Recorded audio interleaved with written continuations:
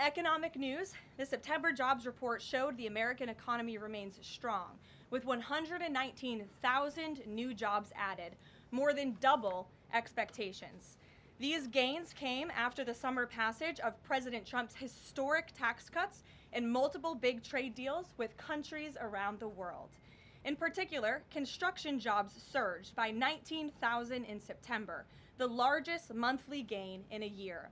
Nearly all of this solid monthly job growth came from the private sector and went to Americans rather than foreign-born workers, the opposite of what we saw under the previous administration.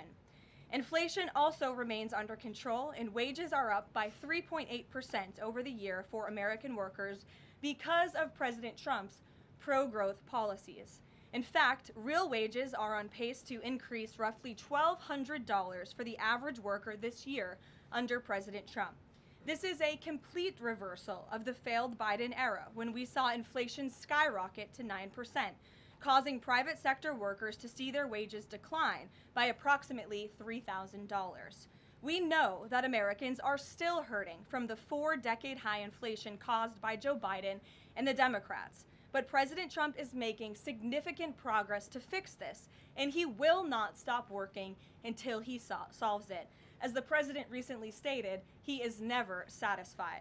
For example, President Trump's policies are working to make Americans' Thanksgiving more affordable this year, from their commute to the dinner table. Nearly 100 million Americans are expected to drive next week to spend time with loved ones for the holiday. And thanks to President Trump's Drill Baby Drill agenda, the national average price of a gallon of gas on Thanksgiving Day is projected to be at the cheapest price since the COVID pandemic in 2021. President Trump is bringing down gas prices and providing significant savings to American families at the pump.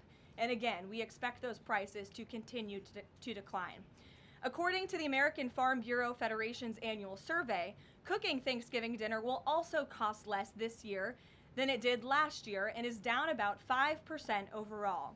The average price for a staple of the meal, a 16-pound frozen turkey, is down more than 16% from last year, which will provide critical savings for families in their budgets. President Trump's entire economic agenda is aimed at putting more money back into the pockets of hardworking Americans. That's why he signed the largest middle tax cuts in history into law, from no tax on overtime, no tax on tips, to no tax on Social Security.